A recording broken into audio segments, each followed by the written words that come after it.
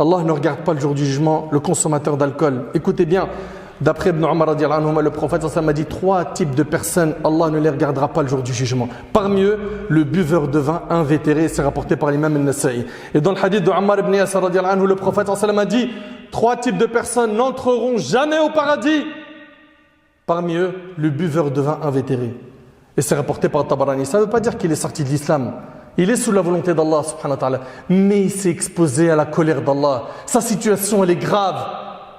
Et puis, toi qui as des soucis, les soucis se règlent différemment. Connecte-toi à celui qui dissipe les soucis. Ton créateur, Azza wa Jal. Il est le seul, subhanahu wa ta'ala, à pouvoir améliorer ta situation.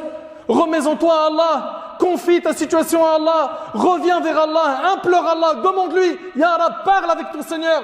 Dis-lui, Ya Rab, tu vois dans la souffrance dans laquelle je vis. Ya Allah, j'en peux plus. Je suis devenu addict. J'arrive pas. Aide-moi. Et Allah tabarak wa ta'ala va exaucer ton invocation. Sois-en sûr. D'après Jabir radiyallahu anhu, je vous rappelle ce hadith, le prophète a dit Allah a pris l'engagement de faire boire à celui qui boit les boissons alcoolisées Tinatul Khabal.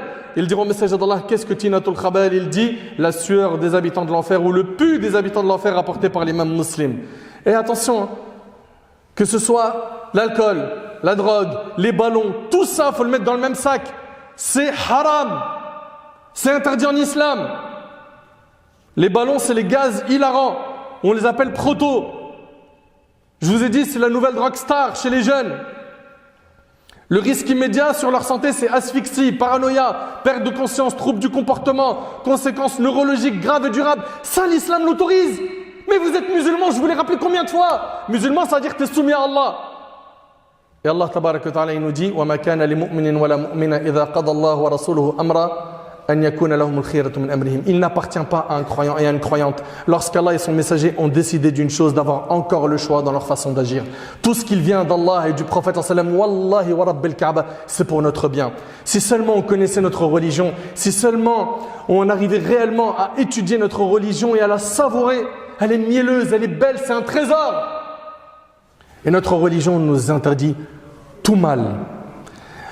Habibi fillah, mon frère en Allah, ma sœur en Allah, toi qui aujourd'hui veux te débarrasser des soucis et qui passe par les drogues dures ou ce qu'on appelle les drogues douces chez certains ou bien l'alcool, sache qu'il n'y a que la piété. La piété, le fait d'améliorer ta relation avec Allah. La piété amène un sentiment de plénitude qu'aucune drogue ne peut égaler. Wallahi al-azim, demande à ceux qui se sont repentis, ils sont bien, ils sont en paix avec leur dîme. Et toi, tu es tourmenté. Et tu le vois bien que tu es en train de... C'est un sable mouvant, tu es en train de glisser de plus en plus. Ta situation ne s'améliore pas. Elle se détériore jour après jour.